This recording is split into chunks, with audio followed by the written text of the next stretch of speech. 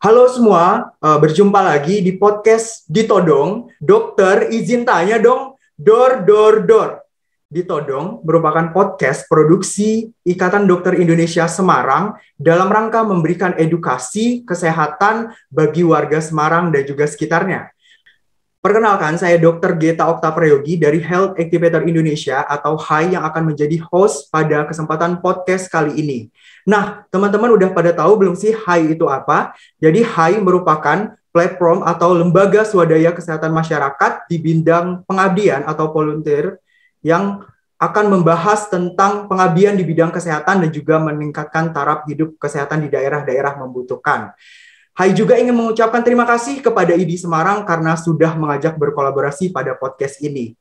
Nah, teman-teman pada tahu nggak kalau pada bulan ini, yaitu tepatnya tanggal 6 sampai dengan 12 Maret 2022, kita semua memperingati Pekan Glaukoma Sedunia. Maka dari itu, IDI Kota Semarang selain berkolaborasi juga dengan HAI, berkolaborasi juga dengan Perdami, yaitu Persatuan Dokter Spesialis Mata Jawa Tengah. Nah, apa sih tema kita podcast pada kali ini, yaitu episode keempat, yaitu PDKT dengan pencuri penglihatan. Nah, apa sih itu maksudnya PDKT dengan pencuri penglihatan? Pasti pada penasaran kan? Nah, telah hadir juga bersama kita narasumber yang sangat luar biasa, perwakilan dari Perdami Jawa Tengah. Kita sambut bersama-sama Dr. Maharani Cahyono, spesialis mata konsultan. Selamat malam, dokter. Selamat malam. Ya. Gimana dok, kabarnya dok? Baik, alhamdulillah. Dokter Gita sendiri gimana? Alhamdulillah baik dok, terima kasih atas kesempatannya mau hadir di podcast kali ini ya dokter ya. Ya, sama-sama. Kita juga terima kasih sudah diundang. Ya. Nah baik dok, sesuai dengan tema kita pada podcast kali ini dok, yaitu tentang PDKT dengan si pencuri penglihatan. Nah, dalam hari memperingati Hari Glaukoma Sedunia ini dok, nah, apa sih maksud dengan tema tersebut, Dok? Tentang glaukoma. Glaukoma itu apa sih, Dok? Gitu. Kita langsung masuk aja ya, Dok, ke tema kita ya, Dokter ya. Ya, boleh. Glaukoma itu merupakan kerusakan atau penyakit mata yang disebabkan oleh kerusakan saraf ya. Dan kerusakan saraf ini akan menyebabkan kelainan lapang penglihatan atau penyempitan lapang penglihatan. Nah, salah satu faktor risiko dari glaukoma ini yang paling sering adalah tekanan bola mata yang tinggi ini. Jadi kerusakan dari saraf optiknya ya dok ya? Ya, dan glaukoma ini merupakan penyebab kebutaan kedua di dunia. Jadi penyebab kebutaan kedua juga selain tadi terjadi peningkatan tekanan bola mata juga ya dokter ya? Ya. Nah, jadi teman-teman sudah pada tahu ya apa glaukoma itu. Nah, kita lanjut nih teman-teman ke selanjutnya kita bahas nih. Tadi kan glaukoma merupakan penyebab kebutaan kedua di dunia gitu ya. Kita bahas juga nih mitos-mitos tentang kebutaan, kemudian tentang glaukoma ini seperti apa gitu ya dok ya. Mitos atau fakta dari penyakit-penyakit glaukoma ini. Nah, yang pertama dok, kita mengenai mitos dari glaukoma ini. Glaukoma itu sebenarnya penyakit menular, itu mitos atau fakta ya dokter? Mitos. Ya, mitos. Oh, jadi mitos. Ya, karena glaukoma itu bukan penyakit yang disebabkan oleh infeksi jamur atau infeksi bakteri ya, atau virus gitu. Glaukoma merupakan penyakit ya kalau dalam ini dunia kedokteran disebut neurodegeneratif atau degenerasi ya. Jadi terjadi kerusakan di saraf mata. Jadi bukan suatu penyakit yang bisa menular. Jadi itu termasuk mitos ya, teman-teman. Jadi glaukoma itu penyakit menular, itu adalah mitos, kata dokter Maharani tadi. Kemudian kita lanjut dok, yang kedua. Glaukoma itu penyakit keturunan, itu mitos atau fakta ya dok?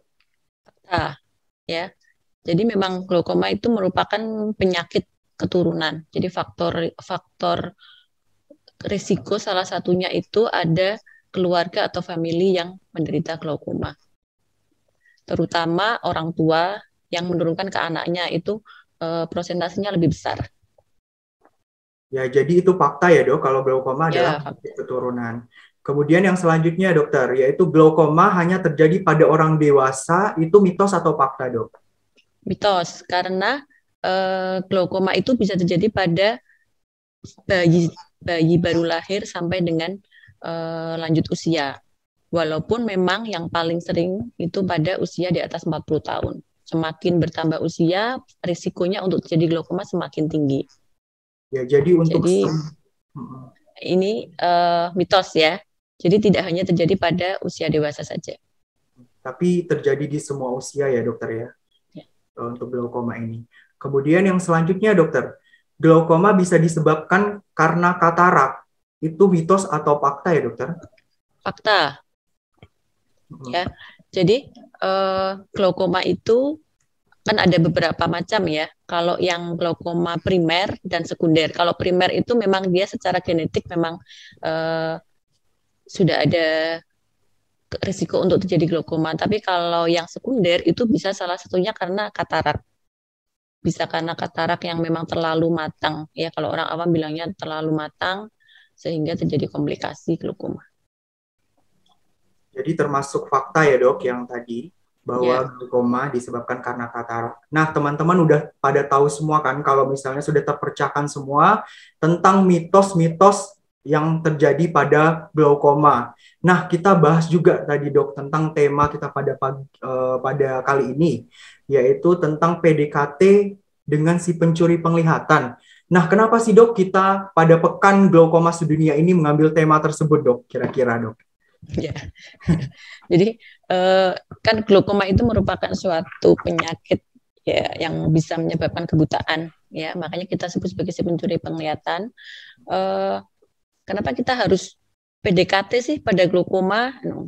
Ya, seperti kalau kita misalkan PDKT orang pacaran, sebelum pacaran PDKT dulu gitu ya, nanti supaya kita tahu ini sebetulnya orangnya baik atau enggak gitu kan. Jadi kalau glaukoma, kenapa kita harus pendekatan ke glaukoma supaya kita tahu glaukoma itu apa, kemudian risikonya apa. Kalau misalkan kita terlambat penanganannya bagaimana, karena glaukoma kan menyebabkan kebutaan. Nah, disebut si pencuri karena ini tidak ada keluhan.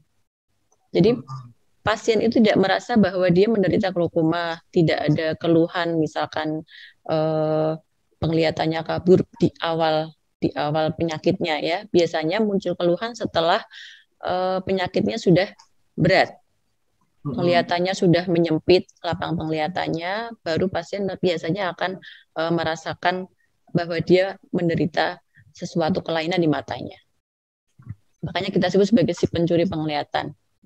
Wah, termasuk gitu. Berbahaya juga ya dok ya kalau misalnya tidak ada gejalanya dan kita tidak tahu semua tentang gejalanya itu ya dokter ya.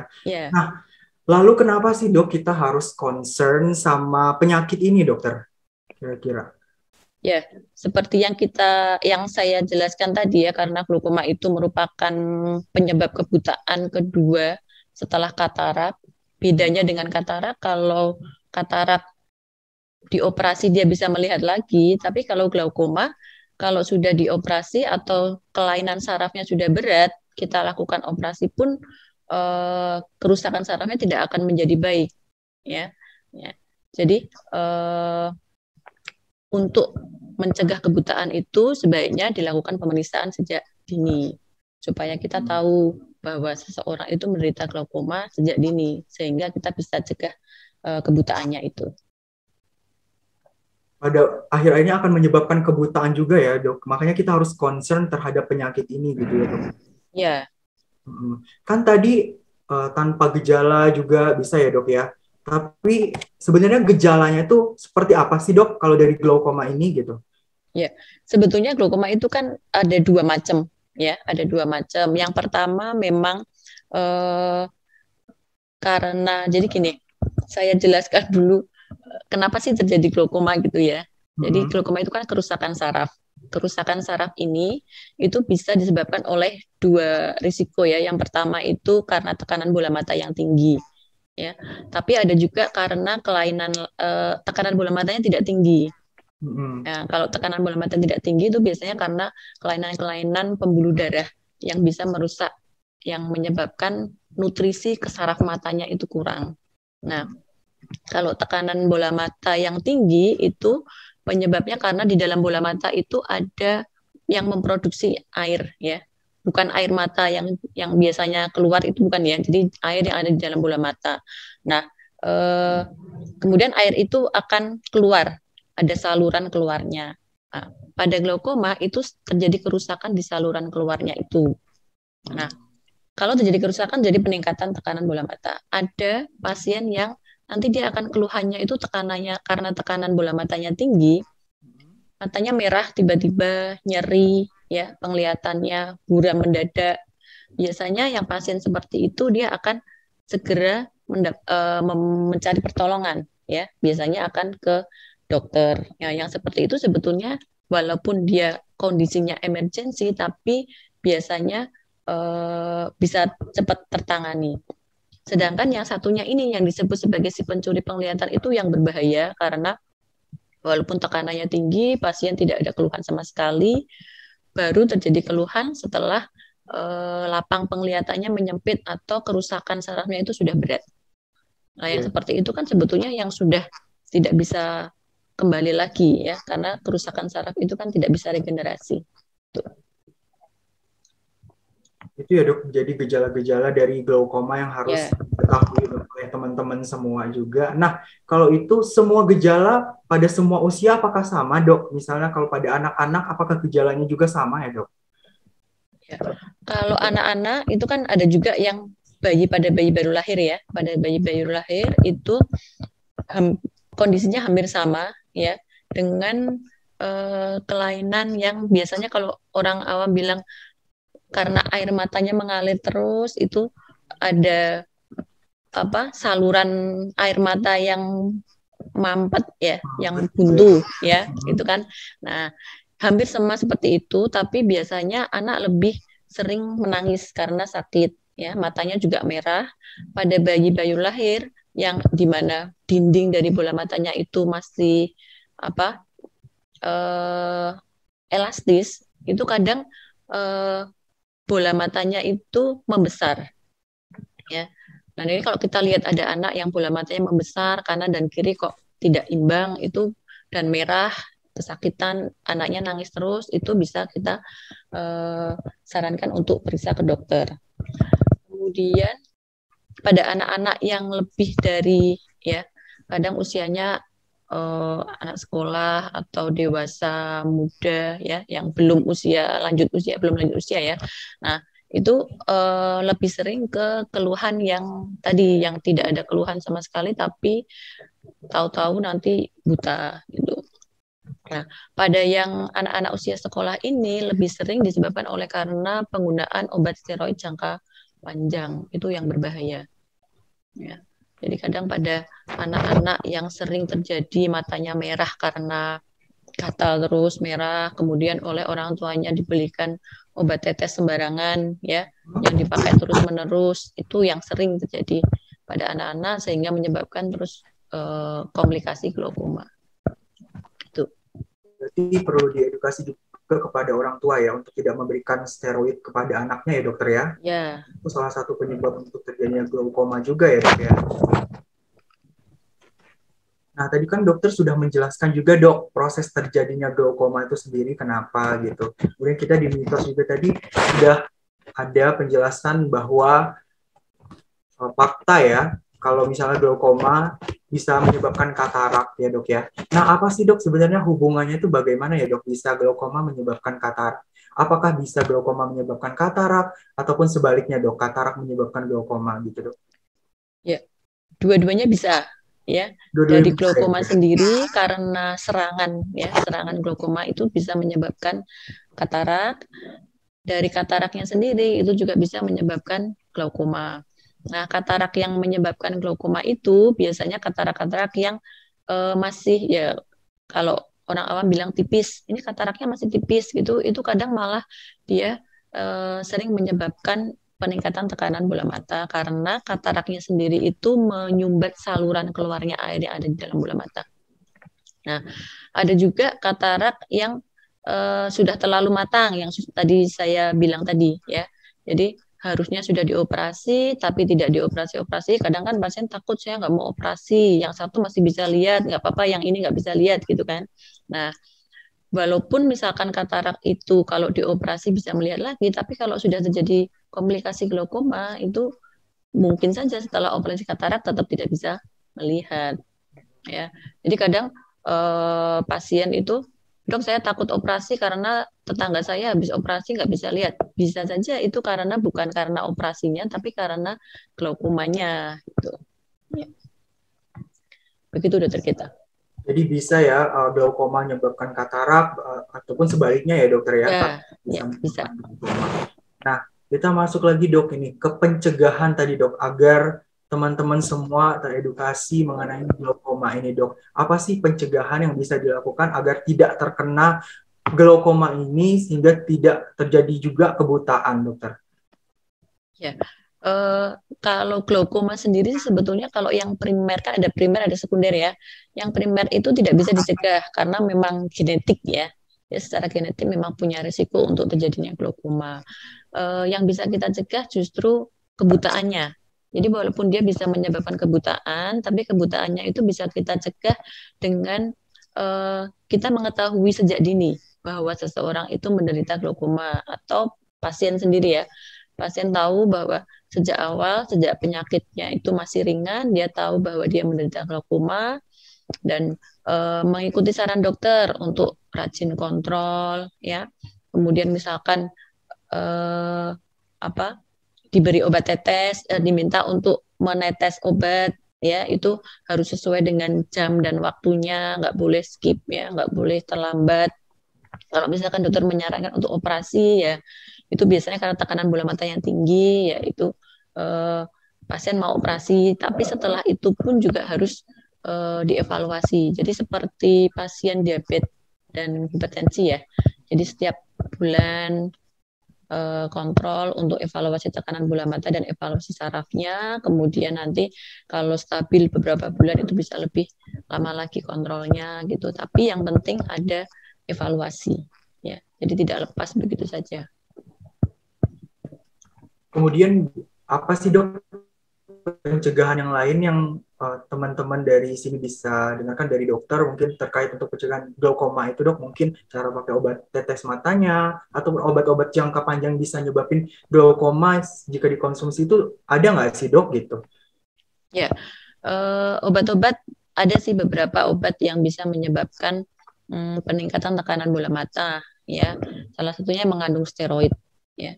Mengandung steroid itu tidak hanya obat tetes mata yang mengandung steroid, tapi obat minum yang mengandung steroid.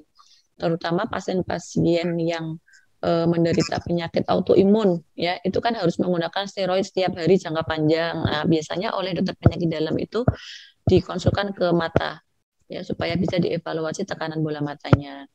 Kemudian untuk ini ya masyarakat hati-hati menggunakan obat-obat yang campuran. Kadang kita nggak tahu ya ini obat ini campuran untuk obat rematik ya. Itu kadang di dalamnya ada steroidnya yang kita nggak tahu ya. Kadang kan tidak ada komposisi obatnya apa. Bisa saja itu steroid. Kalau setiap hari minum itu ya, itu kan juga berbahaya. Kemudian hati-hati jangan terlalu sering meneteskan obat yang kita nggak tahu isinya apa ya, sembarangan lah, obat tetes sembarangan tanpa petunjuk dokter ya itu juga bahaya. Kemudian untuk pencegahan yang lain sebetulnya untuk orang-orang yang memang belum tahu ini ada glaukoma apa enggak gitu ya periksa aja. Dari pemeriksaan itu nanti kita bisa tahu apakah ada glaukoma atau tidak. Kalau tidak ada glaukoma, kita bisa evaluasi setiap tahun. Ya. Kalau masih muda, di bawah 40 tahun, biasanya sekitar 2-3 tahunan sekali dievaluasi, ya kontrol. Kalau sudah di atas 40 tahun, itu setahun sekali. Itu kalau tidak ada glaukoma. Tapi kalau sudah ada glaukoma, itu kontrolnya sesuai dengan kondisi kerusakan sarafnya. Kalau lebih berat, biasanya lebih pendek jarak kontrolnya. Itu dokter kita. Ya, jadi pemeriksaan mata berkala ya dok ya, sangat penting juga untuk deteksi dini ya dokter untuk penyakit glaukoma ini. Nah kalau terkait pencegahan seperti diet atau gaya hidup seperti apa dok agar tidak terjadi atau terkena glaukoma ini dok? Ya, Ada tidak kan ya? seperti tadi ya, kalau untuk mencegah terjadinya glaukoma susah ya. Tapi kalau misalkan ini ya, olahraga apa sih yang bisa menurunkan tekanan bola mata ya, sehingga glaukomanya itu tidak semakin parah gitu. Ya, aerobik bisa. Jadi aerobik atau berenang ya, jalan jalan aja atau lari gitu, tapi yang tidak terlalu berat ya, olahraga-olahraga yang tidak terlalu berat itu sekitar 30 menit setiap hari bisa menurunkan tekanan bola mata. Namun kalau misalkan olahraga yoga, yoga yang headstand ya, kepalanya di bawah atau bola mata atau matanya posisinya itu di bawahnya jantung, itu bisa meningkatkan tekanan bola mata. Walaupun pada orang normal ya, atau angkat besi, angkat beban yang lebih dari 50 kilo gitu, itu bisa meningkatkan tekanan bola mata.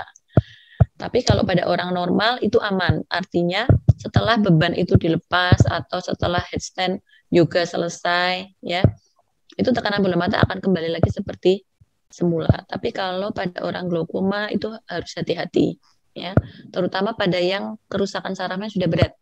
Itu bisa menyebabkan kerusakan glaukomanya akan semakin berat karena peningkatan tekanan bola mata itu.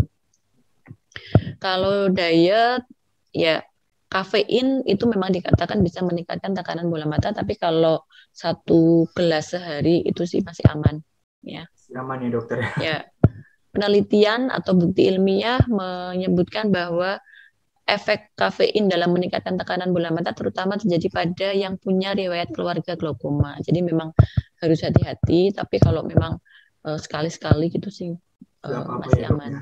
Ya. Nah, teman-teman semua udah pada tahu kan tentang pencegahan atau gaya hidup apa aja yang mencegah untuk terjadinya penyakit glaukoma ini. Nah, teman-teman, udah lama nih kita diskusi, hampir 30 menitan ya dokter, kita ngobrol-ngobrol. Karena keterbatasan waktu juga sepertinya kita harus mengakhiri nih dok podcast kali ini. Mungkin teman-teman atau dokter ada yang mau disampaikan dok untuk closing statement pada Pekan Glaukoma Sedunia ini dokter? Iya, sebetulnya kenapa sih ada Pekan Glaukoma Sedunia atau World Glaucoma Week ya, itu supaya kita juga aware ya, masyarakat aware apa itu glaukoma, karena yaitu tadi bisa menyebabkan kebutaan yang tidak bisa diobati, artinya irreversible ya. Nah, tapi kebutaan oleh glaukoma itu bisa dicegah dengan cara apa? Dengan cara pemeriksaan sejak dini, screening ya. Kalau memang tidak ada keluhan atau memang tidak ada anggota keluarga yang menderita glaukoma, tidak ada penyakit hipertensi, diabetes yang merupakan faktor risiko glaukoma ya. Kemudian faktor risiko yang lain seperti menggunakan kacamata minus tinggi ya, penggunaan obat-obat tadi, obat-obat steroid jangka panjang, kemudian ada faktor risiko lain seperti yang paling faktor risikonya paling tinggi itu sebetulnya memang riwayat keluarga glaukoma. Nah, kalau tidak ada risiko tadi, itu boleh 40 tahun ke atas baru mulai melakukan screening ya, pemeriksaan glaukoma. Boleh datang ke dokter siapa aja, dok saya pengen tahu saya glaukoma atau tidak gitu. Ya. Nanti kalau sudah screening, nanti kita bisa tahu hasilnya apa, kita bisa menentukan selanjutnya akan bagaimana. Ya. Jadi intinya selama diketahui sejak dini, diobati sejak dini, kebutaan oleh karena glaukoma bisa dicegah. Begitu dokter kita. Ya, bermanfaat sekali ya dok ya diskusi kita malam hari ini tentang glaukoma. Semoga bisa diserap oleh masyarakat dengan baik dan juga bisa bermanfaat untuk masyarakat ya dokter ya. Ya. Terima kasih sekali lagi kepada Dr. Maharani atas waktu dan kesempatan yang diberikan ya dok pada podcast kali ini. Ya, terima kasih juga saya. Terima kasih kepada HAI, ya, ID, ya kita bisa sharing ya, sharing pengalaman, sharing apa sih yang bisa, yang penting bermanfaat ya bagi masyarakat supaya masyarakat aware juga sih apa itu glaukoma ya, sehingga angka kebutaan itu bisa turun Kadang sedih juga kalau pasien datang sudah yang mata satunya sudah buta, satunya sudah kondisinya sudah berat gitu. Ya. Kalau misalkan sejak dini kita bisa pasien bisa tahu kan lebih ini kebutuhannya bisa cegah. Iya dokter. Terima kasih ya dokter sekali lagi. Ada pesan-pesan untuk teman-teman podcast Ditodong dokter? Yang terakhir. Sepertinya dokter. Sudah ya. Sudah ya dokter ya. Terima kasih ya dokter atas waktu dan kesempatannya. Terima kasih juga telah mendengarkan podcast Ditodong dari awal sampai akhir. Nantikan podcast episode selanjutnya dengan topik yang menarik dan juga informatif. Dan akhirnya kita sudah sampai di penghujung acara. Jangan lupa untuk klik tombol like, share, and subscribe. Nah, pada Pekan Glaukoma Dunia ini semoga tidak ada lagi si pencuri penglihatan itu. Nah, saya akhiri Glaukoma Day, the world is a wonder to see every day. Sampai jumpa semuanya.